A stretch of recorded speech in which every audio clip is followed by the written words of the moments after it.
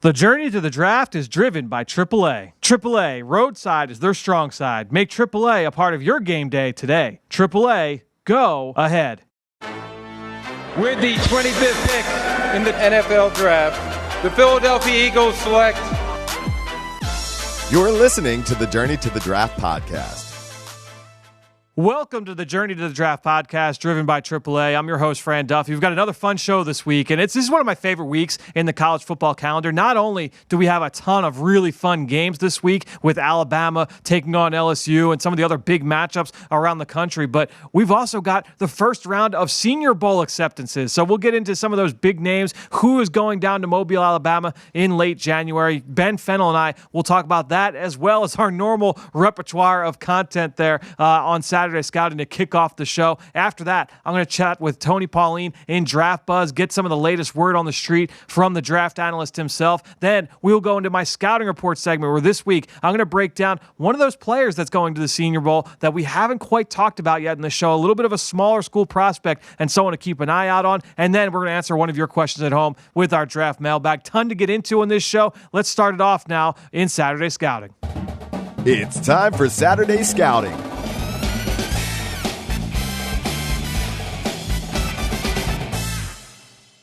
Well, back again for another segment of Saturday Scouting here on the Journey to the Draft podcast, driven by AAA, none other than Ben Fennell. You can follow him on Twitter at BenFennell_NFL. Ben, welcome back from your trip. You were down in North Carolina, one of your favorite states. Yeah, Wake Forest, NC State, fun matchup. Wake Forest has one loss on the season. That's wild. 7-1. They're rolling.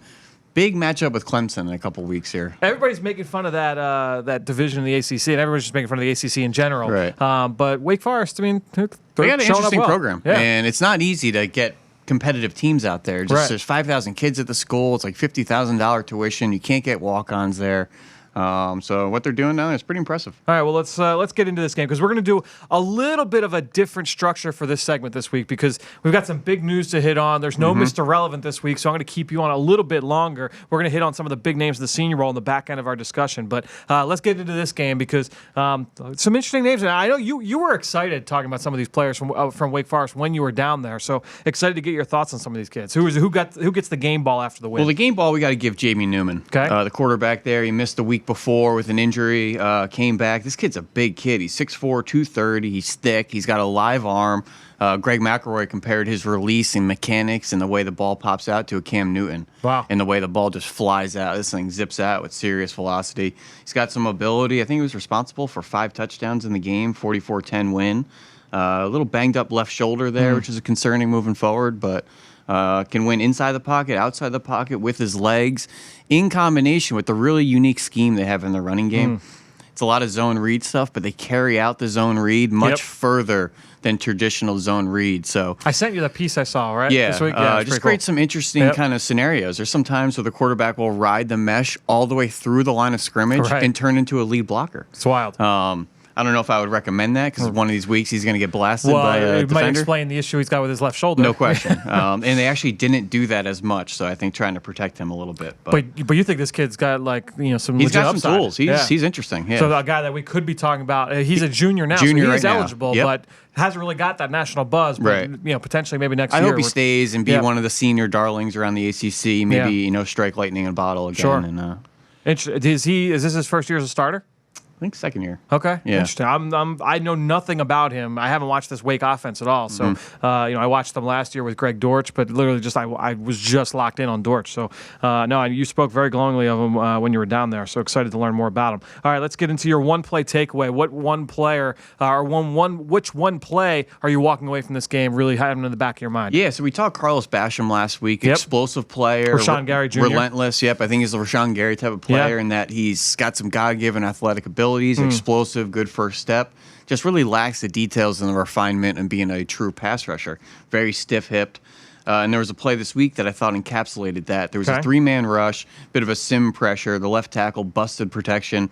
Basham came free. Nobody blocking him. Missed the quarterback. Okay. As the quarterback took one step to the left and he couldn't redirect and flip his hips and mirror the quarterback. The quarterback breaks the pocket. He runs around and chases him down about 15 20 yards down the field. So I think that was the whole kind of picture of Basham, and that explosive player. But once you get him in a confined space, he struggles to kind of change directions and mirror guys moving kind of read and reacting off of him. So, interesting. Yeah, I thought that play just kind of showed the stiffness, but you saw the explosiveness and you saw the relentless nature as well in how he makes a lot of his plays. So, like, he moves better than, like, I'm just going to roll. I got a couple guys in my head, like a Shalik Calhoun, Right. like who was the kid from Texas last year that's on the Texans now? Omenihu, Oh, yeah. yeah, Charles Omenihu. Yeah. Like, he moves better than those guys Yeah, I in think straight so. line. Yeah. Interesting. Yeah, he's going to be a guy that's going to be very, very interesting if he decides He could to end up come out. having a career like a Marcus Golden. Okay. Arizona Cardinals, Yep. now with the New York Giants. He's been very productive at times. No throughout his question, career. yep. All right, well, let's get into your off-the-bus guy. Who really looked the part when you saw them up close? Well, I was sitting there watching these two receivers. You had Sage Surratt, who's about 6'3", 215, warming up without a shirt on, absolutely shredded. He's got abs that were just bulged out. And then Scotty Washington comes on over. Okay. Huge receiver. This kid's tall, broad, long arms, every bit of 6'5", 220, just a good-looking receiver. How does he move? Washington. Well enough. I don't Yeah. think he's got an extra gear to take the top off, but he's really competitive, winning above the rim, catch point, red zone.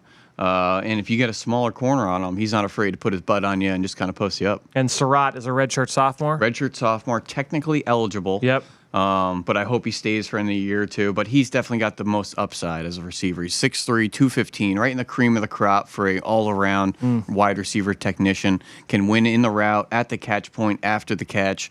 Maybe doesn't have the elite speed, but I think he wins enough with being a technician in combination with his God-given athleticism. We already spoke about his upbringing, being an all-state player in basketball and football, Yep. and just a really interesting athlete.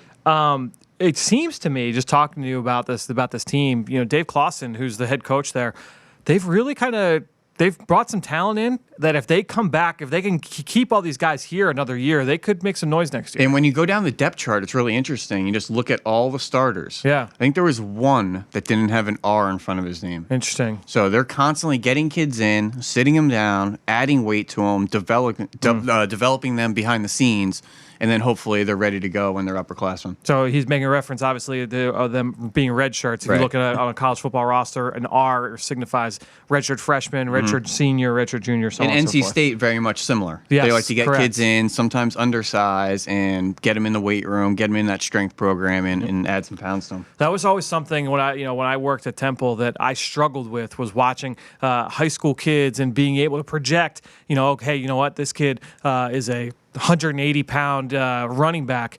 You know what? This kid looks like a defensive end. We're going to get him up to 265, and my mind would be blown. Right. And but that was, you get him in, and like their whole body just transforms right in front of you. And 2 years later, there he is, a 265-pound defensive end. In studying these players for the NFL, I've kind of made it a habit to go back and look at their recruiting profile from high school, and Yep. just to see the way their body transformed. Right. To see D Ford go from 190 to 250 at Auburn, or Arden Key to go from 190 to 240, or Brian Burns did the same thing. Just to know who they were before they came in, and it also speaks a little bit to the strength program of the team they're on, Yeah. and to their own work ethic. And that they have to show up to these, the workouts. They have to put on the pounds. It really does take a commitment to your diet to put on pounds, especially when a team's looking at you and saying, you need 30 pounds or you're not playing. Yep. It becomes, you have to be driven and you have to really work at it. And the guys that maybe didn't get to that weight, maybe there's a reason for it. Maybe it's a work ethic thing. Maybe their body just isn't able to handle the extra weight. Yep. So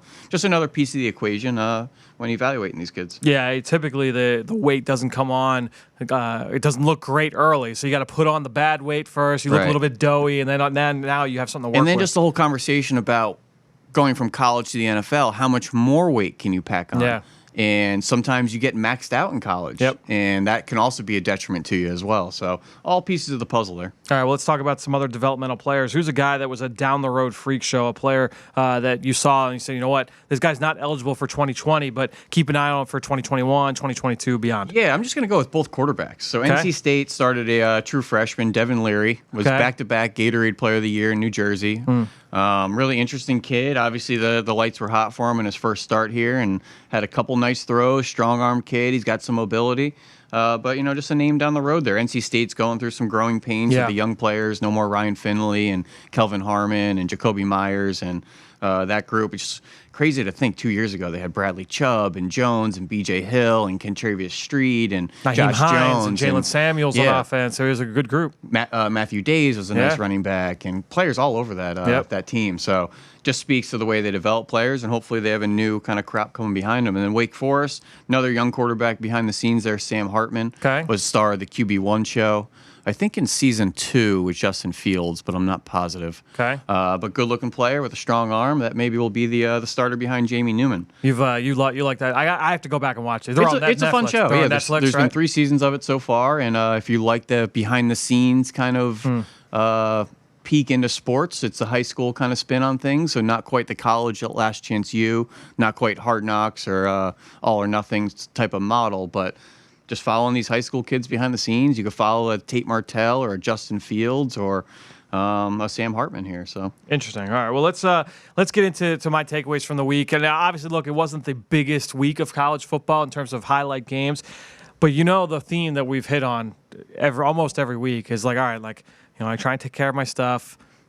I sit down, and it's going to be the afternoon games, might be the noon games, might be the night games, whatever it is. I'm going to sit down, whatever the best game is, I'm going to sit and watch it. It almost always ends up being Oregon. And in this case, it ended up being Oregon because Oregon-USC was on. And I'm like, all right, this is a really good, interesting matchup in the Pac-12. I just caught the end of Utah and Washington. So I was like, all right, Utah gets a big win. They still have 1 loss on the year. Let's see if Oregon can kind of keep pace and build towards what should be a huge matchup for the Pac-12 when those two teams match up here in a few weeks. I'll tell you what, my game ball goes to Justin Herbert because, they go on the road to USC. You've been to the Coliseum for USC, especially in that rivalry. That's a good atmosphere. They go down early. They're down 10 on the road. He throws a pick. It was his first pick in like over 200 attempts. Wasn't the best looking visual there. It looked like it was a miscommunication with him and the receiver. So you saw some adversity they had to go through. He took a couple of roughing the passer penalties. One of them in particular went really low, and he was down on the turf for a little bit, had to come out of the game. Bounced back and was really, really efficient. Didn't make a ton of big-time throws, but made all the throws he needed to, and it was good to see him kind of bounce back in a game where things didn't go well early. I think that's kind of been the knock on him is that, okay, when things look good, he looks good, but, things can snowball for him. In this case, I thought it was really good on the road in a hostile environment to kind of come back. And against an aggressive defense, you've seen that group live, a lot of young talent, for him to come back and play the way they did. It ended up being a boat race. I mean, it was at the end of the game, it was not even close, but good to see him kind of bounce back in that atmosphere. Yeah, nice to see Juwan Johnson make a nice catch for him as well, too. 3 touchdowns in the game. They pulled him in there to be a red zone kind of contested catch guy that's kind of fallen off to start the year, and it was nice to see him make a couple plays with the quarterback. So when USC had the ball, I wanted to kind of keep an eye, because look, we've talked about Michael Pittman and some of the guys on that offense, Stephen Carr. Slovis got the start at quarterback. Yep. But there's been a lot of buzz about this USC left tackle, Austin Jackson. Yeah. So, this is far from like a real study that we'll do later. But I was like, I'm just going to kind of hone in on Austin Jackson. Let me just kind of watch him over the first quarter and a half, 2 quarters, just get a sense of him. He's got really strong hands, really violent hands, really stout on contact. I don't know about his foot quickness. That's something that it was a little tough for me to kind of gauge on TV, trying to see what it was from that angle. But I'm excited to go back and watch. He looked really stout, really violent. Kind of funny story with that. I have Austin Jackson notes. They're not with me right now. Right. But I watched him by accident last year. I was trying to watch Chuma Edoga. I remember this. And I thought he was left tackle. I don't know why every now and then I'll put on a guy before put on his bio and look at his number and stuff. I just thought he was left tackle. So I went and watched like 2 or 3 games and had notes for him and everything and put up a clip on Twitter. And they're like, no, that's Austin Jackson. I'm like, damn it. All right. Well. So I had to go back and restudy Chuma Edoga, but good to know I have some Austin Jackson notes by default lying around. And I really did like him. I put up a clip where he washed some speed rush way up the field. I'm like, this kid's legit. I like Chuma Edoga. And they're like, that's not him. Like, That's pretty good. Every now and then that happens. You know how that goes. Exactly right. All right, well, let's get into where you're heading this week because you're going back to the Big 12. Yeah, Big 12 matchup. Where am I headed? You're going to Austin. Oh, yeah, we got Texas. Yeah, Kansas State, Texas. One last thing about the weight game. Okay. First of all, Carlos Basham, number 44 on Dane Brugler's top 100 board. Right. But that was pretty high. Yeah. Interesting. And then the other guy had a really nice game, Amari Henderson. Oh, yeah, that's right. Redshirt senior, 6'1", 185. Yep. I didn't know anything about him. Is he a safety? A corner. He had 4 PBUs, okay. 2 picks, almost had a 3rd pick dancing along the sideline, 6 tackles, tackles for loss. I was watching this Assange Bossi kid, number 21 on the other side, and this kid kept making play after play after play. Amari Henderson. All right. redshirt senior, so he's on his last year here. He's 6'1", 185, made a bunch of plays. Looked like he was playing with some confidence out there. I don't know anything about him, but you make plays like that. Sheet, man. That's what it's about. Put him on the watch list. Sure, no question. That's how you earn a place on there. All right, well, let's get to Texas, Kansas State. We'll start on the Texas side because certainly they've got some of the bigger name prospects. Sure. I think there was a lot of hope for the Longhorns. I think the clip that probably everybody, if you're a college football fan, you've heard ad nauseum, especially going into the season, was Sam Ehlinger saying, "We're back." Right. But that has not necessarily been the case for Texas so far this year. They've had a couple tough losses, but who are you excited to see from the Longhorns? Well, I want to see these two senior receivers. Yep. Colin Johnson returned to school, probably could have come out last year, decided to stay. And then Devin Duvernay. Now, it's important to note two completely different style receivers. Yep. Colin Johnson, outside, 6'5", 220. Duvernay, slot, 5'10", right around 200 pounds. Yep.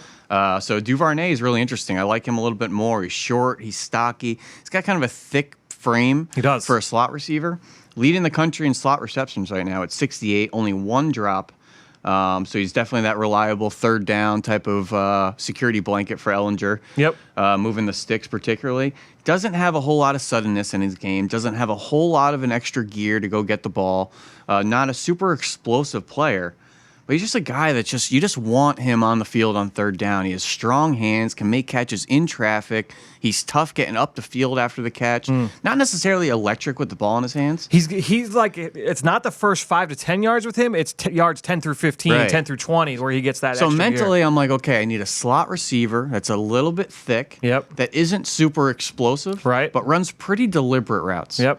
And I'm just thinking, man, that's a Hines Ward type of player. Slot receiver, tough as nails, makes every grab. Yep. But is Hines Ward any sort of exceptional athlete? Most people would say no. No, he was wasn't Hines Ward. He was like a 3rd or 4th round pick, right? Yeah. Yeah. I think former quarterback out of Sure. Georgia had to Yeah. convert to the slot there. Or even like a Devon Bess at University of Hawaii. Yep. Made a lot of tough catches in Miami and Cleveland in the late 2000s there.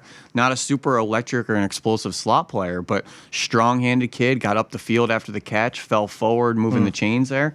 Other guys like a Jericho Cottrey, Lance Moore, Mohamed Sanu style of player. Right. But Sanu's about 6'2". He's a little bit taller, yes. Much bigger player. Jarvis Landry's probably a little more explosive. Yep. I wrote down Debo when I was watching because Debo Samuel from It's last that year. type of Yeah. body. Yep. And I initially wrote down Randall Cobb. Yeah. It's that type of body. But I thought about Hines Ward and Devon Bess. I almost had to kind of revert myself to a previous NFL era. Right. Because the slot receivers now are so quick twitch. Sure. And I just don't think that's him. He's a strong player. He's a good player, but just not the typical slot that we're used to seeing these days. So he played outside last year. He was Right. mostly to the left side of the formation. Colin Johnson saw most of his reps to the right. Coming into the year, Colin Johnson was in every round 1 mock draft. He was a top 15, top 20, top 25 pick. I think that's mostly cooled off up to this point. Yep. I agreed with you. I like Duvernay a little bit more just because I think he can do a little bit more for you. He's a good special teamer.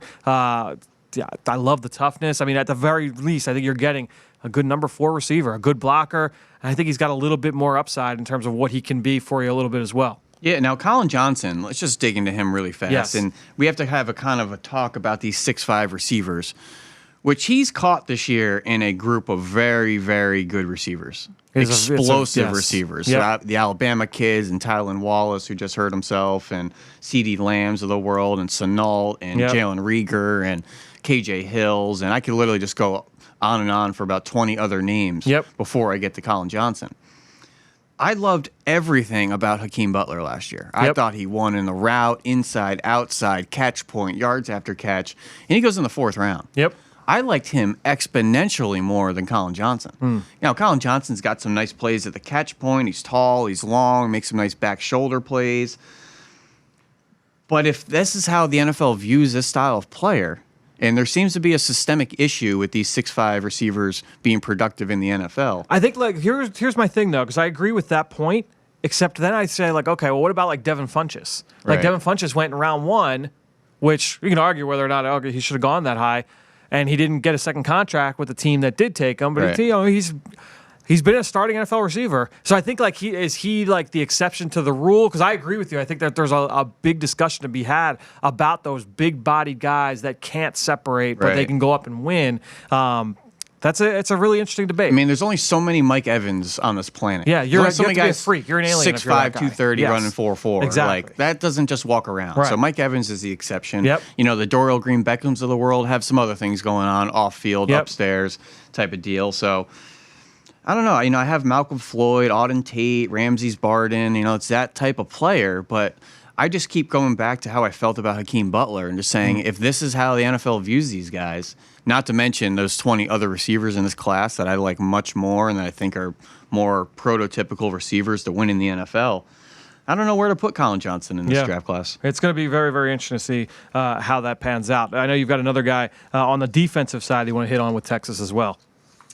Brandon Jones. Yeah, Brandon Jones. Yeah, really interesting safety, senior. He returned. He probably could have come out last year. He's a track and field star, which you love to see from those defensive backs. 100 meters, the relays as well. He's getting close to 30 starts the last 2 seasons. Missed some time last year, but was Defensive Player of the Year in Texas in high school. I'm not sure which class he was in. There's a million classes in Texas there, but just interested to see him this weekend. Keep an eye out. I think he was hurt. I don't know if he's back yet. Caden Stearns, I think is the first name. Gotcha. Stearns That name is a sounds true familiar. sophomore. Gotcha, okay. Who was freshman All-American last year. When I was watching, Gotcha. What was the kid's name? Boyd last year, the corner Chris for Boyd, Texas. yeah. This kid stood out with his range, made some big plays outside the numbers. He could be a down the road freak show candidate for you. Stearns, who's There's a true always some sophomore studs this at year. those programs. No you know? question. But also, we would be remiss if we didn't talk about Samuel Cosme, the left tackle. Yeah, really interesting player. He's only a redshirt sophomore right now, but just talking about Dane's big board, he has him at number 66 right now. Really good-looking kid, 6'7", 300 pounds. Coming out of high school, he was really undersized. He was like 260. Power 5 schools were not looking at him. He was going to go to Houston. Tom Herman recruited him at Houston. Herman goes to Texas, brings him with him, sits him down for a year, packs on 40 pounds. Looks like a really good player. Kind of reminds me of like almost like an Eric Fisher type of player there. Maybe not so much the athleticism of Bakhtiari, but that style of player. Interesting player. He played right tackle last year, holding down the left tackle spot this year, wearing number 52, looking like a Connor Williams, who apparently was a good mentor for him when he was a redshirt. So just really interested to watch him. All right, well, let's get over to the Kansas State side. Who are you excited to see for the Wildcats? Yeah, Kansas State, kind of going through some program changes here, and Skylar Thompson's a really exciting quarterback with some mobility there. No more Dalton Risner, no more Alex Barnes out there. That's right. Good call. Ton of yards. In that backfield. But Scott France, the left tackle, is really interesting. He's got 40 starts at left tackle.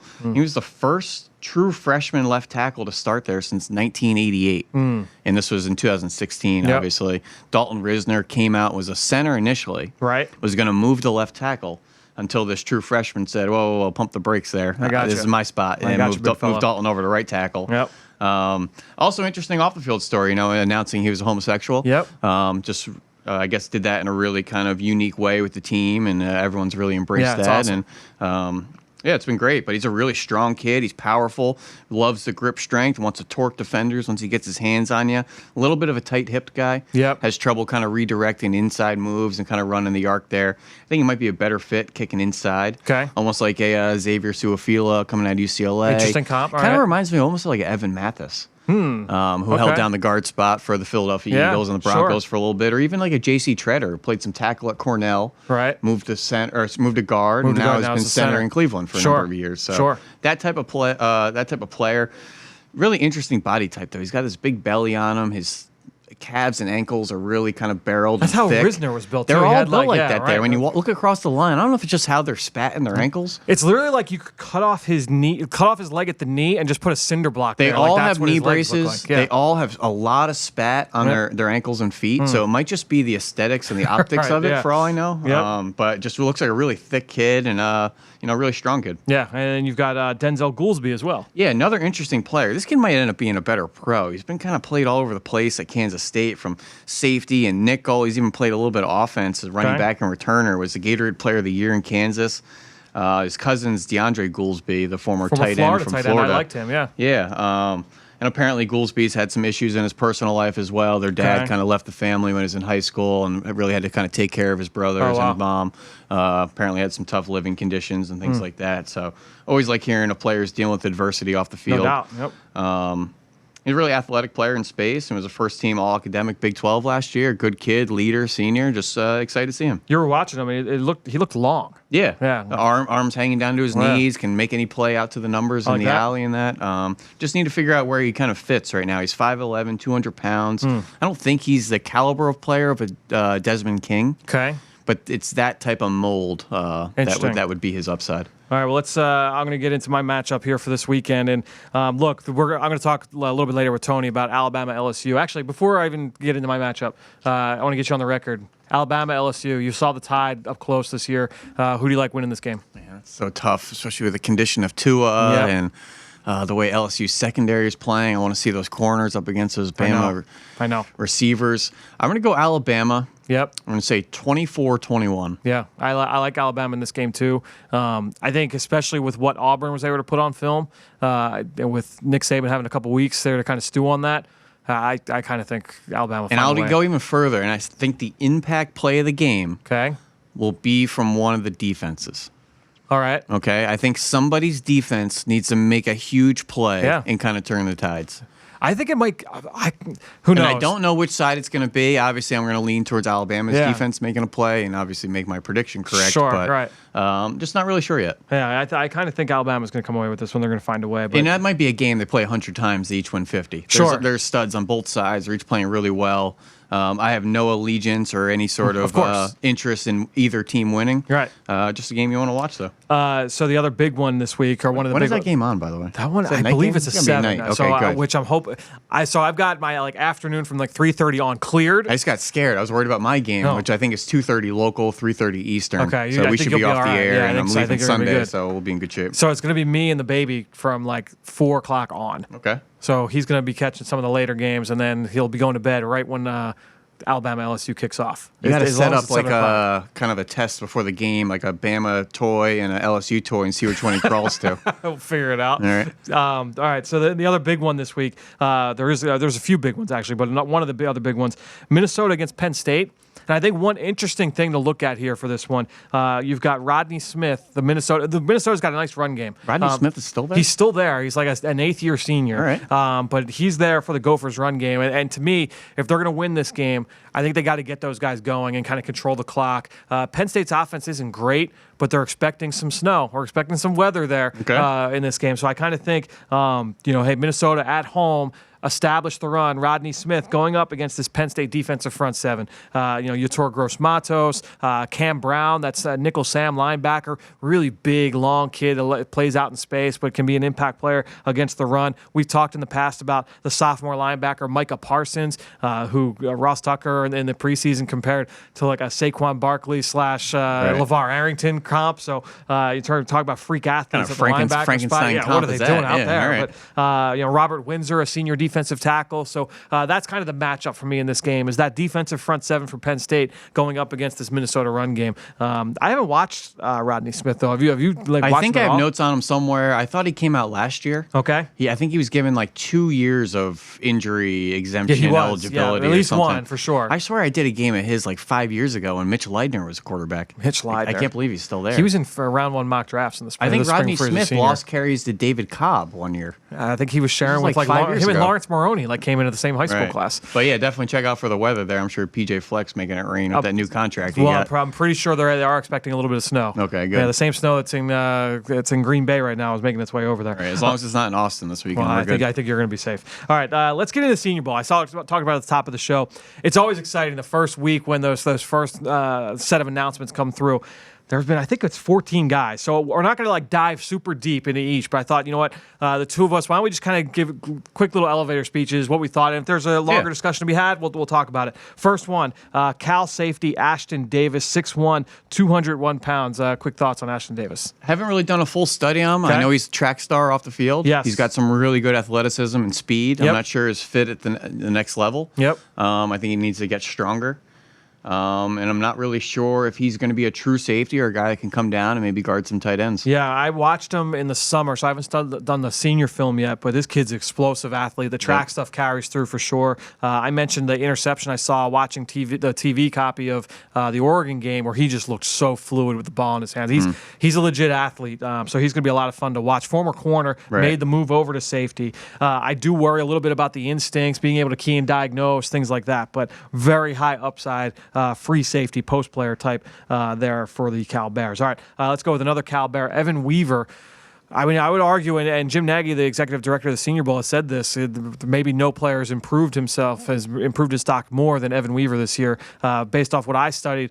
I haven't studied again. I haven't looked at this Cal defense so far on tape in the fall, but this kid has been really, really productive. Yeah, apparently he's down like 20 pounds and admitted he was eating terribly, had a bad diet, wasn't taking care of himself, and really kind of got himself into gear. Apparently he's down 15, 20 pounds, looks lighter on the field, and it's an absolute tackling machine. He was wearing that ugly number 89 at linebacker. He had, like, it was just a barrel. Like, it was literally like a refrigerator with feet at middle linebacker. Like, you don't see guys that body type typically in today's game. But look, I mean, he's got versatility to be able to come off the edge as a pass rusher as well. Started his career there as a defensive end. So I'm excited to watch him and love seeing the story there of his ability to turn that around. All right, let's go to Vanderbilt, SEC. They'll start with the receiver, Kalijah Lipscomb. I know you saw them live a year ago. Yep. What are your thoughts on Lipscomb? Yeah, I think he was top 3 in the SEC in catches, yards, touchdowns. And, he was kind of the unsung hero in the SEC as far as receiver. Everybody looked at, Judy and those guys in Alabama and the LSU receivers. Yep. But Kalijah Lipscomb's a really good player. He's a strong-handed kid, more of a possession receiver. Yep. Doesn't have a whole lot of juice, over the top, but a guy that can kind of win within the route, like Derek Mason style. Right. Not like a dynamic athlete, but he's got subtle quickness, very reliable at the catch point. I like to see him get a little bit stronger through contact, but overall, I thought he was a nice possession slot receiver. He reminds me a little bit of Keyshawn Johnson from Fresno State we studied last year. And high-volume kid, really quiet in the bowl game, goes to the Senior Bowl, looks really good on one-on-ones, absolute technician, and is having a nice little career with the Arizona Cardinals. Just had his first career touchdown last week. So Louisiana Lafayette offensive lineman Robert Hunt. I'm going to break him down a little bit here on the scouting report segment, but an interesting player to say the least. Yeah, and apparently that was the one guy Nagy's crew didn't watch a snap of live. Right. They loved his tape so much that they extended the offer, and we buzzed through his tape yesterday. Pretty exciting kid there. He was not on the Senior Bowl watch list coming into the year either, unless my notes are wrong on that. He was not on the watch list. I don't think he was. Yeah. So went from watch list or not being on the watch list to being one of the first acceptances, which is pretty cool. Which is also a good sentiment for everybody to know. If you don't make the watch list, it doesn't mean you're not being watched. Yeah, right. Or that you can't, get in front of somebody's eyes or steal somebody's attention. So, absolutely. Just because you're not on that list to start the year doesn't mean you can't make the Senior Bowl. So a couple of guys on this list that I have not yet watched. One of them is South Carolina State offensive lineman Alex Taylor. I don't know if you've got any thoughts on him. I can make something up if you need. We don't need to make anything up. Another small school kid who I do know of is Southern Illinois defensive back, a safety, Jeremy Chin.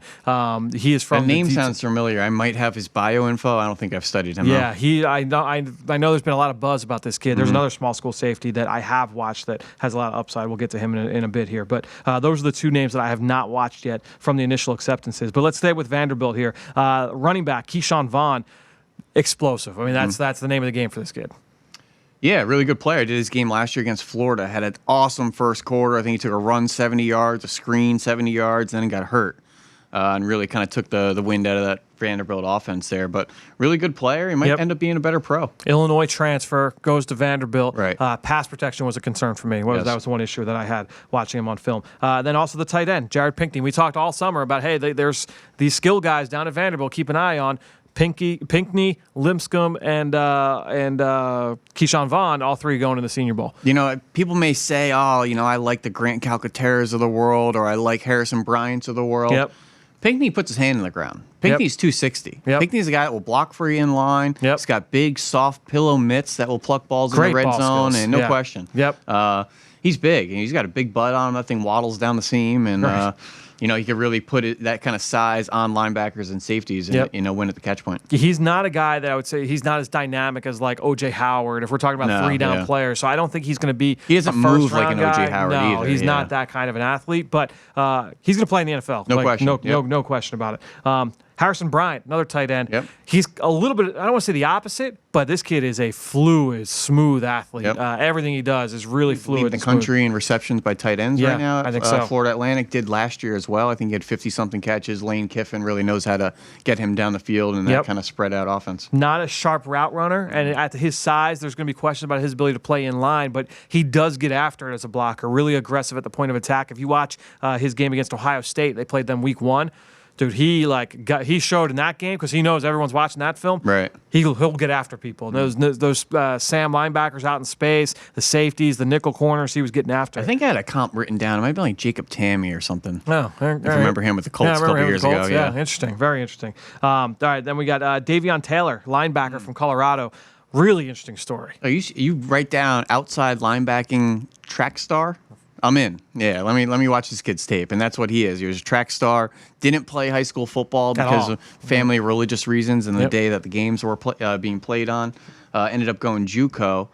Was a highly touted JUCO linebacker. A bunch of teams wanted. Ended up going to Colorado there. Yeah, he walked on to his the JUCO team, having never played, and ended up being a starter by the end of his freshman year. Right. I think Jim Nagy said on Twitter, will run better than most corners. Yes. His speed, it definitely shows up on film, but there's going to be questions about his ability to, play through contact and things like that. It's going to be a question for him. Telvin Smith's kind of a good comp projection to how Telvin came out of, Florida State? Florida State. Being very undersized, but an explosive player, and I think Taylor can be a similar. That'll be the question, though, is for me, if when you talk about like Telvin and like Deion Jones and guys like that, is those guys lined up in the box. They defeated blocks inside. Yep. Like they show the ability to play in a confined space. This guy spent most of his time out in the slot, down the seam. So it'll be interesting to see his development. A couple more guys here. Lenore Ryan. I've never heard of Lenore Ryan before this kid. Strong safety Kyle Duggar, 6'1", 218 pounds. Dude, I watched this kid in the summer. He is long. He's explosive. He's violent. He's really fun to watch. He's just coming from D2. There's going to be a question. All right, he's got to adapt to the speed of the game and things like that. And he's a little bit wild and out of control when he tries to finish for tackles. But the upside is there. I mean, this kid, he could be a 3-down player at safety. I just like that these games aren't all Power 5 kids. Yeah. Go get your D2 kids, some D3 kids, maybe a couple FCS kids as well, and just really give them a stage to prove their skills in kind of a vacuum. Yeah. You get kind of lost being part of the D2 crowd, and maybe you don't have that caliber of talent around you, or you're playing against that high caliber of talent. You get an opportunity to come to the Senior Bowl being from Lenore Ryan. I mean, that's awesome. That's cool. I mean, I will say this. This kid, like, he will belong in this game. Like, he's going to show, like, oh, yeah, like, this kid's got the goods. I love seeing the Alex Kappas at Humboldt or Ali Marpet's from, where is he from? Marpet was from, I forget where he was from. Man, it was like 5 years ago. I was about to say Hogwarts, but Hobart that's what College in New York, Western New York. I know, obviously, it's not Hogwarts. He couldn't get into Hogwarts. I couldn't get into Hogwarts. But I think when you look at this kid, it's going to be... And by the way, the Senior Bowl, I love what they're doing this year with like the announcements. Mm-hmm. It's not just that they put up a graphic with like height and weight and like, oh, here's the deal.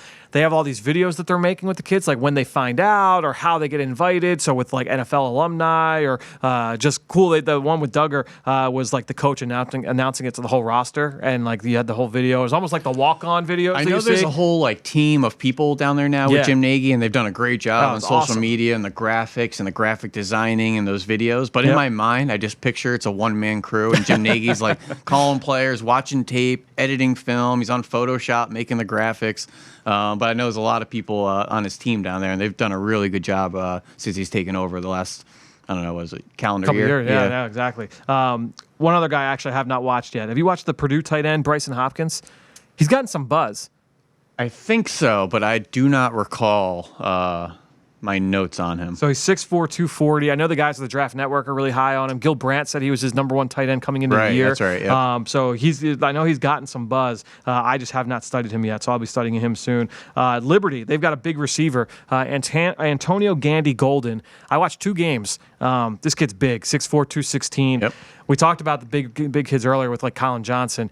he moves better than those guys do. Yeah. Now, does he move like is he going to run 4.3 or low 4.4s? Probably not. But he moves pretty well, and he's pretty good at the catch point. Now, his size and strength is pretty impressive. I think it reminded me a little bit of Kenny Galladay coming out of Northern Illinois. Yes, that's in the kinda way how he he's moves. won with the Detroit Lions. Yeah, I no mean, doubt. 20-yard receptions this year. Yep. Gandy Golden leads the country. Yeah. 50-yard receptions. Gandy Golden leads the country. This guy is a big-time receiver, and look up his numbers from last year as well. When you start sorting through those 20-yard catches, it's the who's who of college football studs. Yeah. It's Jerry Jeudy, it's Tylan Wallace, it's Gandy Golden, it was Hakeem Butler. So any top receiver in that, he's right in the mix. So Liberty, big name prospect, and Yep. I love the Kenny Galladay comp. I wrote that down. Yeah. I'm gonna carry that with me to my You know, notes. these in the Senior Bowl for maybe a Liberty receiver Yep. is huge. Yes. And if he goes and he looks the part, we're talking a potential third, fourth rounder suddenly into Top day 50. two. Yep. You know, and No doubt. you know, to have a stage to go against some of those top corners, big opportunity. No question. And then last one, a guy that I actually professed my love for a couple weeks ago here on the show is the Clemson safety, Kavon Wallace, 5'11", 205. Some names I wrote down watching him: Avonte Maddox, MJ Stewart, Glover Quinn, Jimmy Ward. Nice, yeah. He's a cover safety who really excels near the line of scrimmage in the box. So to me, he is like today's strong safety. He's really built for today's I feel like game. he's been at Clemson forever too. Yeah, They've been, I think he's a 3-year starter. I remember him in the playoff games Yep. for the past like 3-4 years with Deshaun Watson, and I remember that Ohio State game. Yeah, he's been out there with a number of different people in the secondary with Yep. him, whether it was like Cordrea Tankersley out there or who's the kid that went to Minnesota? The kid who went to Minnesota from Clemson. The big safety. Mackenzie Alexander. Yeah. Oh, that kid. Yes, oh, that kid. Jaron Curse Jaron as well. Kearse, right, Yeah, I just feel like I picture him with like different eras of Clemson DBs, but Yep. he's just been there for 5 years. Dude, so. he's a good player. He's Yeah. a really good football player. We've talked about Isaiah Simmons and some of the concerns we've got with him. I think when you look at Kavon Wallace, this kid's a football player. And it's also something to be said, these guys at these powerhouse programs with a lot of turnover, that there's some young 5-stars coming in that, you know, Dabo wants to promise playing time to. And the fact that some of these older kids still hold it down, Yep. it's impressive, that, you know, to not come off the field there. The negatives I've got for him: size and speed. So he's not like this like big flashy guy. Right. The question is going to be like, if you send a slot receiver vertical with him, what's going to happen? I don't like this guy can play. Like Yeah. this. I mean, people said the same thing about Desmond King, who was another guy I'd probably put in that same list. Yep. This guy's built for today's game. 14 guys. This is fun. I love this it's time a of great year. time We of start year, kind yeah. of getting into some of these names, and we'll do that over the course of the next few weeks, and hopefully we'll have Jim Nagy on the show again soon. I just like hold my breath that I'd heard of some of these guys. The Senior Bowl is you're pretty good. Once those Shrine games start coming out of the NFLPA, Shrine Bowl. the Shrine Bowl or whatever it is. They rebranded. So Oh, really? it's Okay. not the Shrine game anymore. They're now the Shrine Bowl. Well, I got to play catch up every. Well, you got to catch up. I know you're busy off, and you don't even know where you're going this weekend. I got to remind you that you're We going might have Austin. Rutgers next week. I got a lot going on here. Well, at least you don't have to get on a plane for Yeah. that one. Yeah, All right. Well, Ben, appreciate the time here. We'll talk to you about Texas, Kansas State next week. You know it.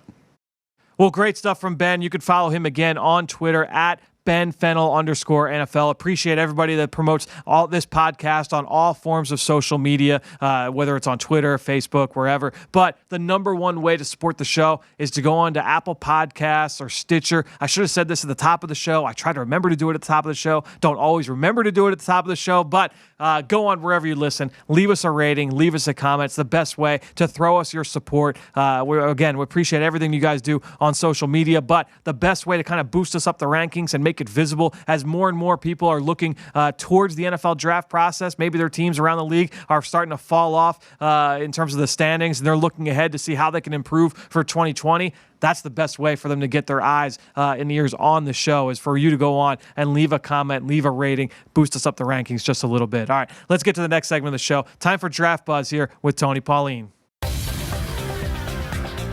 Now it's time for Draft Buzz.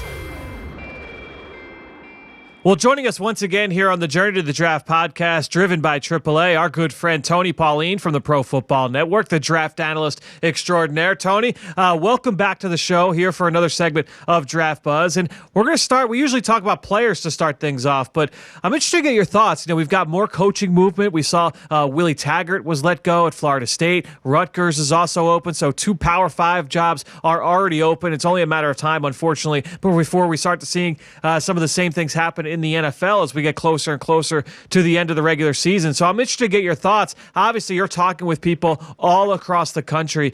Are you hearing anything in terms of names from college that could jump to the NFL in terms of the coaching ranks?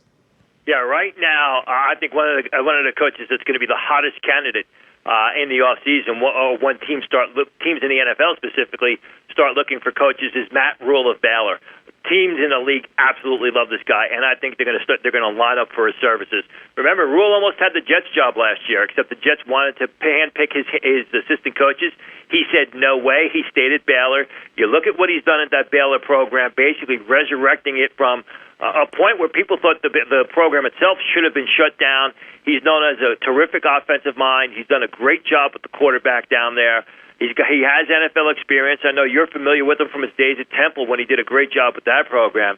But Matt Rule right now is one of the hottest names, and I expect will be one of the hotter names as far as not only college, but NFL coaching searches are concerned once the season's over, if not beforehand. I mean, I could absolutely see a team like the Cleveland Browns, who are probably going to be looking for a new coach at the end of the season, lining up to potentially bring Matt Rule in. Yeah, I mean, Matt's an awesome coach, and just seeing the success that he's continued to have down in Waco has been a lot of fun to watch, and how much he's turned that program around. He's been on the Eagle Eye to Sky podcast, fueled by Gatorade, just this past summer. A longtime friend in this business, so really excited for his success moving forward. All right, let's talk about some players now. We'd actually had on Monday some pretty big news. I mean, you don't typically see two relatively big-name seniors leave their programs so late in the regular season, Tony, but we got exactly that. Two programs from the SEC. Arkansas tight end C.J. O'Grady, who Ben just saw a couple weeks ago live down at Arkansas versus Alabama, potentially the best name on that Arkansas roster. He is now gone off that team after being suspended a week ago. And then Michael Divinity, the leading sacker for LSU in that defense, ahead of the matchup with Alabama. He's not with the program. Now, Ed Orgeron, the head coach for LSU, did leave the door open a little bit, saying that he could potentially return. But what are you hearing about these two moves here? And then also, where are scouts out on both of those players coming into the year? How are they seen from a league-wide standpoint? Well, I'm not really hearing all that much, other than the guys have been disappointing on the field, and they didn't really have consistent production. I mean, with Divinity, he was just going to have trouble seeing the field because LSU's got the starters in front of him, and he may have just been fed up. He came into the season graded as barely draftable. He's got average size, speed numbers, 6'1.5", 245 pounds, plays in the 4.8s. A guy who's that short and really isn't known as a run stuffer is going to have problems at the next level. Isn't going to go very high at all in the draft if he's drafted. And I think he's a fourth-year senior. He's played 4 games already, so obviously a transfer to a different program's out the window. And I think his draft stock is out the window in the sense that he won't be selected. O'Grady's a guy who came into the season graded as a 6th-round pick. I still have him as a 6th-round pick. He's got outstanding measurables, 6'3.5", 258 pounds. Runs and plays in the low 4.7s. He's got long arms and he's got big hands. The problem with him is he's more bark than he is bite. I mean, he's never been overly productive. Has 33 receptions for 372 yards and just 3 TDs in Arkansas's 9 games this year. A year ago, 30 receptions for 400 yards receiving and 6 TDs. So with O'Grady, it's one of these situations where you just were waiting and waiting for him to bust out and really have some big-time production. It never came to fruition. I think he's going to be a late-round pick, primarily because of the size, speed numbers, and the upside potential. But he's a guy that he's got to start producing real quick in camp once he gets in there next summer, or he's going to be looking for a new line of work.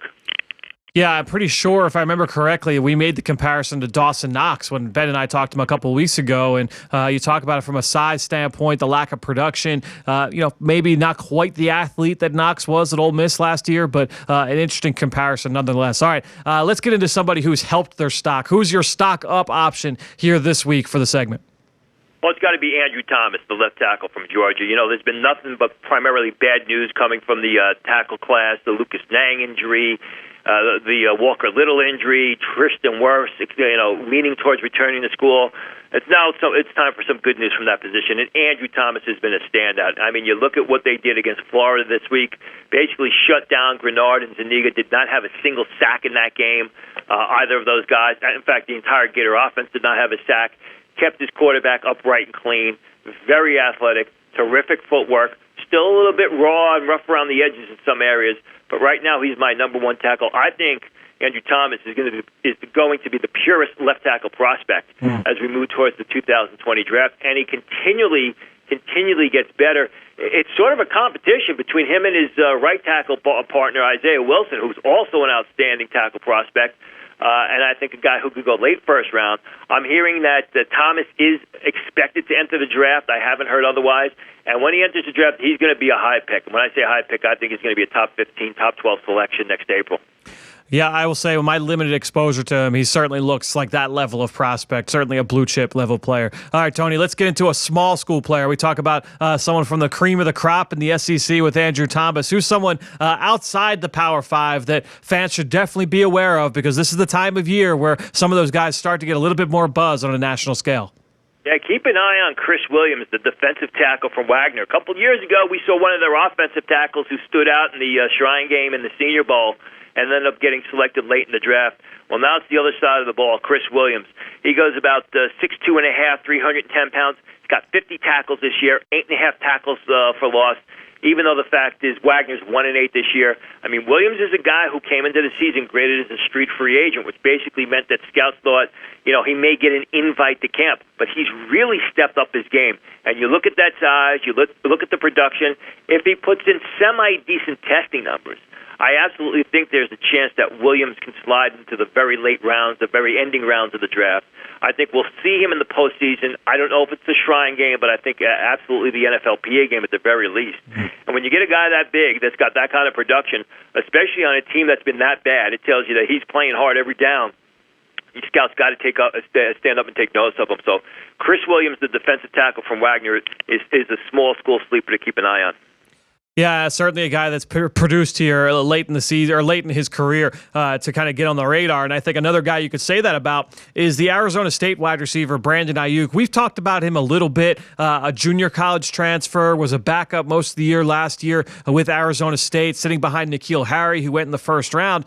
Now he's in the spotlight. And there was a really interesting stat that Pro Football Focus had put out. And this actually goes hand in hand with the unfortunate news we got last week out of Oklahoma State, where Tylan Wallace, the game-breaking wide receiver there, he's lost for the year with a knee injury that he suffered in practice. So with Wallace out, Brandon Aiyuk now leads all active FBS wide receivers with his yards after catch, and that was certainly something that stood out to me with Aiyuk on film. What have you heard about Brandon Aiyuk and kind of how he's viewed right now? Because I know he was a little bit under the radar as a backup entering his senior season, but certainly seems to have turned some heads at this point. Absolutely. I mean, his 2018 tape was pretty good, although, as you said, I mean, N'Keal Harry was the primary target there at Arizona State. Came in this season with a 6th-round grade. He's definitely elevated that. The thing about it is he's shown improvement in all areas of his game. He's a terrific route runner. He's got dependable hands. He gets separation. On this podcast, we talk about all these big receivers who can't separate. Aiyuk can separate. That's for sure. And then he turns that separation, that reception, to yards after the catch. A little bit undersized in the sense he's under 6 foot tall, which I think is going to hurt his draft stock a bit. Depends on how he runs. I mean, scouts right now think he's an upper 4 guy, 4.7, 4.47, 4.78. If he runs really fast, I can see him moving into potentially that 3rd round area, along with good performances at the Senior Bowl, which I'm sure he'll get an invite to, assuming he's healthy and he can play. Right now, I think he's more of a 4th round guy. You got to wait and give him some leeway and see what happens at the Senior Bowl, at the Combine, and Pro Day workouts. Yeah, he's a guy that I think definitely will be in Mobile. To me, like, arrows pointing up with Brandon Aiyuk and that draft stock. He's a guy certainly to keep an eye on. All right, let's get now into our matchups for this weekend. What's an individual matchup? Like I mentioned earlier, a lot of big games this Saturday. Is there one individual matchup, one battle that you're excited to watch personally? Well, I mean, there's a couple of them. We could probably spend the next hour talking about the LSU-Alabama game, but I'm going to go out west with two teams that have been disappointing this year, with two players who have been disappointing and that a lot of people thought, highly of coming into the season. And that's Colorado takes on Stanford, and Laviska Shenault, the receiver, goes against Paulson Adebo. Adebo, to me, was a bit overrated. A lot of people thought he was potential top 42 pick. I had him as a third rounder. He's got excellent size, but he struggles making plays with his back to the ball, and he's got beaten a lot this year. He got destroyed by Gabe Davis of Central Florida a couple times early in that game when the Knights won that game. Shenault, again, he struggled with injuries. He says he's healthy now. Only 37 receptions for 530 yards and just 3 TDs in the 9 games that Colorado has played. That's not good stats. He's a guy that a lot of people thought would be the first receiver selected if he enters the draft, and I hear he's going to enter the draft, the top 15 pick. You obviously have to rethink that opinion. So I think when you got Shenault against the Adebo this Saturday, it's a situation where it's two guys that have pretty much been disappointing, and they're either going to continue to be disappointing or really someone's got to step to the forefront.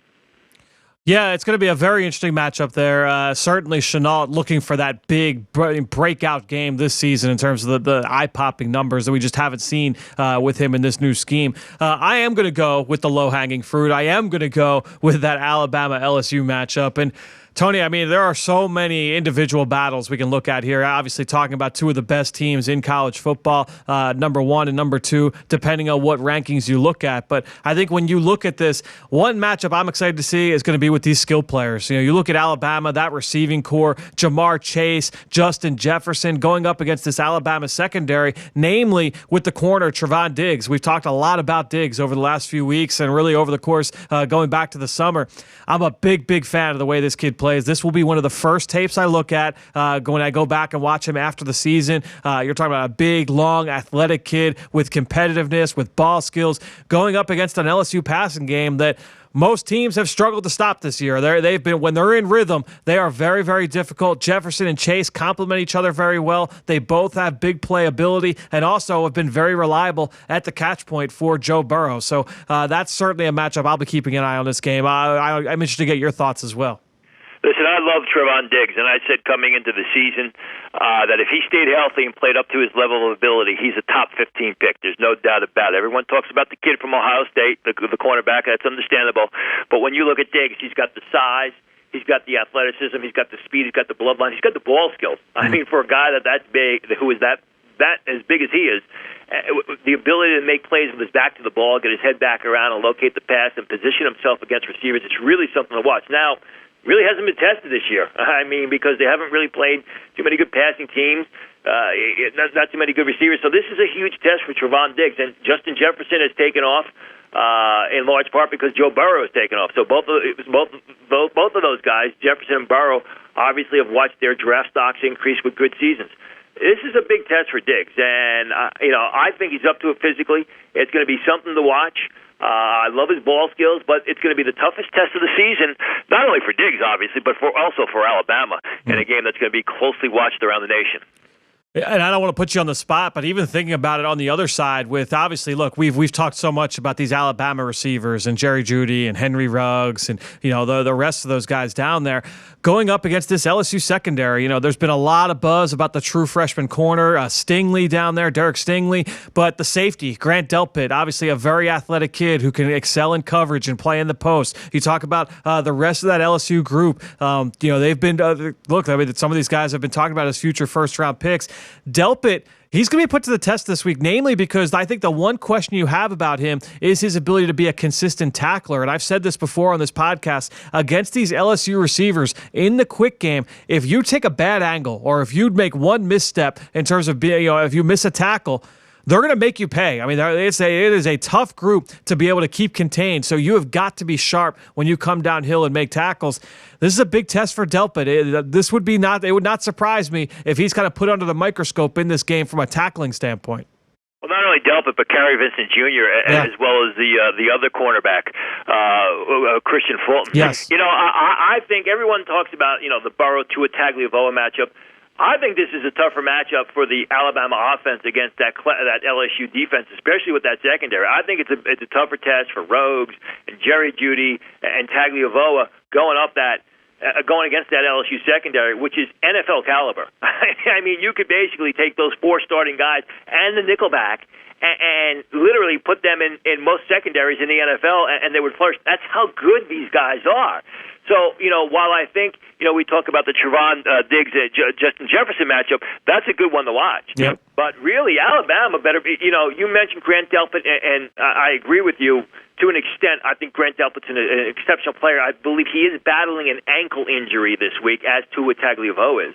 But Alabama receivers and pass catchers, as well as Tagovailoa, they better be on their game, because these guys through and through in the LSU secondary are just incredible. I mean, they are a joy to watch. And, like you said, I mean, the best in the bunch could be a guy who's not even draft eligible in the freshman Stingley. Yeah, he's been really impressive watching LSU this year. And Rashard Lawrence, the defensive tackle, he plays D-end in their 3-4 scheme. Really impressive guy, a 2-gap body with 1-gap quickness.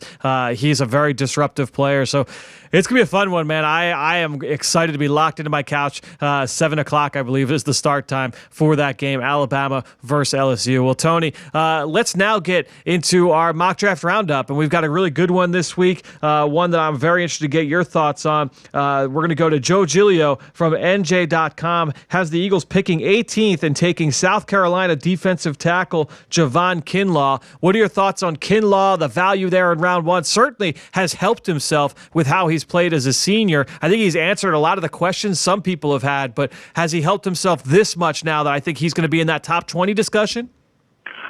He could be. I mean, he looks the part. I just want to see more consistency out of him. He is a big play guy. He looks the part and he plays the part. He does have some lapses on the field. But, the Eagles do have a history of developing defensive tackles. And when they drafted Fletcher Cox all those years ago, I mean, it was a little while before they were able to develop him. So, it makes a lot of sense in a variety of ways. Tim Jernigan, he's on his last year of his contract. They've got some young guys who add depth but are not ready to step into the starting lineup just yet. And again, if you are able to develop and get the best out of Kinlaw, you potentially have a guy that could go, that's a top 10 talent who just needs a little time and refinement. If he's able to be more consistent with his production, good athlete, a guy who's more than just a gap occupier or someone who stands up blockers. He's able to get out laterally and make plays outside the box. He's a decent pass rusher. He's a step down below Derek Brown of Auburn, who I absolutely love, but he does have that Derek Brown type of playmaking skill, athleticism, power, and ability basically just to take over games. Tony, how do you stack up Raekwon Davis with those two guys? Davis is a guy, he reminds me of a lot of these Alabama guys who they have one good year and then they just don't seem to elevate their games. I mean, I like them, but I'm just expecting more from them, because when I watch these guys, like a guy like Raekwon Davis, I've watched him since his sophomore season, and I expect a level of improvement in their games, like I've seen with Javon Kinlaw, like I've seen with Derek Brown. I just don't think I'm getting it with Raekwon Davis. I think he can be a good shoot, and we've seen that constantly with highly rated Alabama defensive linemen who, come into the season, with huge grades, early first-round grades, and then they kind of slip down a little bit. Davis, I think, he could be a good defensive tackle. I think he's got the ability to play end in a 3-man front, where I don't think you're going to be able to get Javon Kinlaw to do that. It's going to be interesting to see. I think right now he's probably number 3 on my list. I think you could make the case that he's in front of Kinlaw, because Kinlaw does have has some inconsistencies in his game and has some lapses. But I think Kinlaw is definitely headed in the right direction, where I think Raekwon Davis is kind of leveled off a bit. It's going to be interesting, because I think all three of those guys are very impressive players. I love Raekwon Davis on film. I'm really excited, hopefully, to get a chance to see all those guys in person in Mobile and how they kind of stack up side by side by side. It'll be a very interesting theme to watch at the Senior Bowl. Well, Tony, thanks again for joining us here for Draft Buzz on the Journey to the Draft podcast, driven by AAA. We will talk to you next week. Absolutely.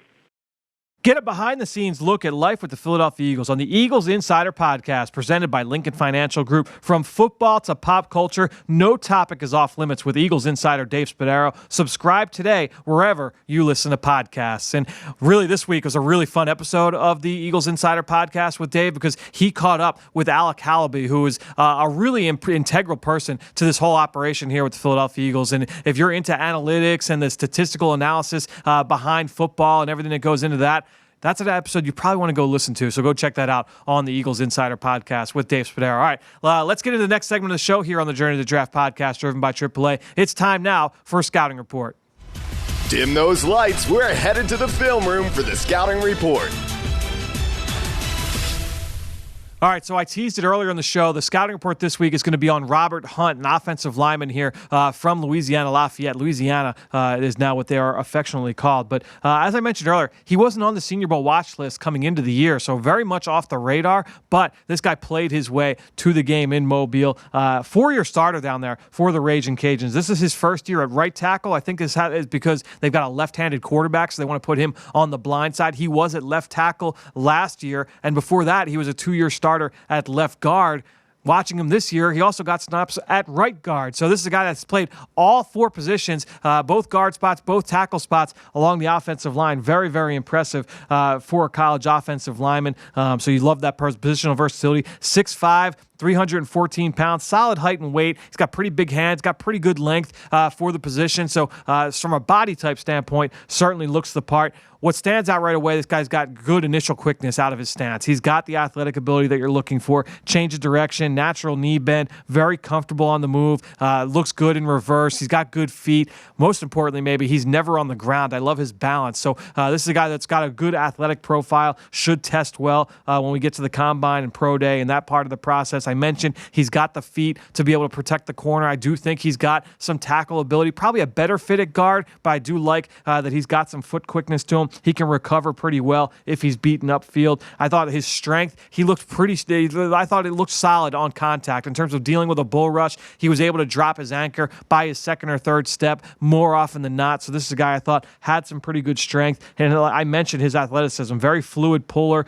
can be used on power and counter at the point of attack, but also does a nice job in the zone run game of getting up to the second level. And when he gets up there, this guy looks to deliver kill shots on linebackers. Some really impressive blocks up in space. And anytime, even if he gets defensive linemen on skates, he's looking to torque them and finish them into the ground. He plays with a really sharp edge. You love his play personality on film. And then I mentioned that position versatility. That's going to really heighten his ceiling, or his floor rather, as a swing backup. A guy that's got that experience playing all 4 positions, he's always going to get looks. Even if he doesn't make it with his first team, teams will always look into that as long as everything's right off the field for a guy that can play a number of different positions as a backup along the offensive line. So that versatility will really serve him well moving forward. Pad level, up and down, that's probably a big negative. Even though he's got a natural knee bend, he can play a little bit high at times. He gets caught playing with a skinny base at times. So even though I mentioned he's got solid strength to take on a bull rush, there were times where he got worked backwards because he got caught with his feet a little bit too tight on contact. His hands are very much a work in progress right now, both in the run and pass games. These are all technical issues that can get worked through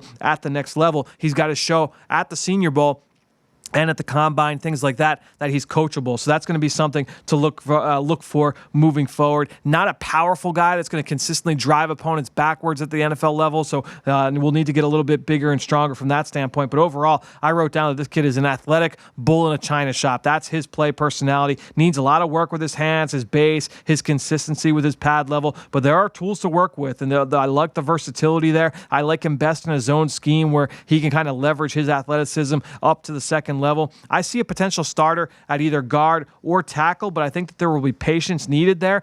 The guy that he reminds me of, and this isn't going to be the sexiest comparison, and because he didn't turn into the best NFL player, but a lot of people were really excited about Billy Turner when he was coming out of North Dakota State a few years ago. We're talking, I think, 2013, 2014 at this point. But Billy Turner, same kind of profile, same kind of size dimensions, very athletic, had position versatility, had an edge to him. Could he put all of that together and turn into a starter and a high-level starter at that?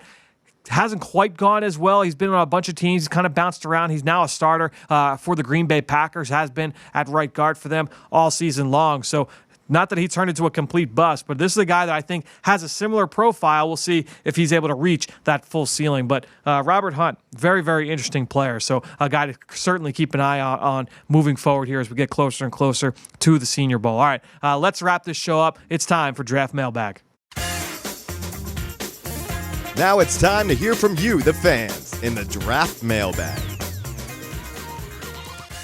All right, like I said earlier in the show, the best way to support the program is to go into Apple Podcasts or Stitcher, leave us a rating, leave us a comment, leave us your question, and we'll answer it here in this segment. And if we get a bunch of them, we'll answer a bunch of them here on this segment. I do have a couple in the queue there on Apple Podcasts, but I got a good one right before we went to air from Twitter. So I wanted to give some love to Yogi_Rome, who left a question saying, I know the Eagles haven't drafted a linebacker in the first round since like 1989, but what do you think the odds are that they will finally break the mold and get a guy like Kenneth Murray out of Oklahoma? So, Yogi, good question. I think when you look at the linebacker position, there's not always going to be guys in every first round that are, number one, that are worthy of being able to be a first-round pick. So I think the odds of linebackers going to round one, that kind of limits, the Eagles aren't the only team that have not drafted a linebacker in the first round for the last X amount of years. But when you look at Kenneth Murray, number one, he's a junior. We don't know if he's going to declare.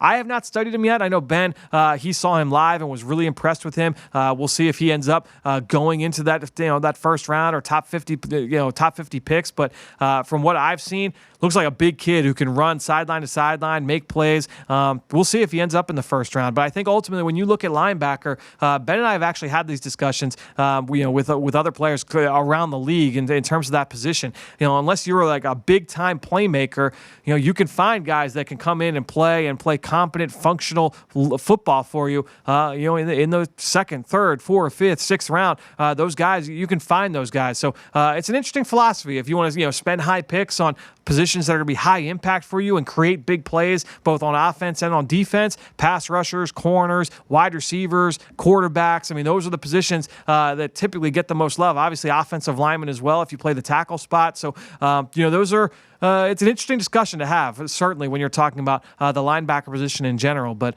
Kenneth Murray, a very interesting name, certainly to keep an eye on here as we move forward throughout the process. But Yogi, very good question for you. And again, the best way to support the show or to get a question answered here is to go on to Apple Podcasts or Stitcher, wherever you listen, and leave us that rating. But look, it's a lot of fun here this week. I told you I love the week when we start getting those Senior Bowl announcements. I mentioned hope to have Jim Nagy on the show here in the next couple of weeks. We'll break down some of these names more in depth with Jim. But until then, we will see you next week here on the Journey to the Draft podcast, driven by AAA.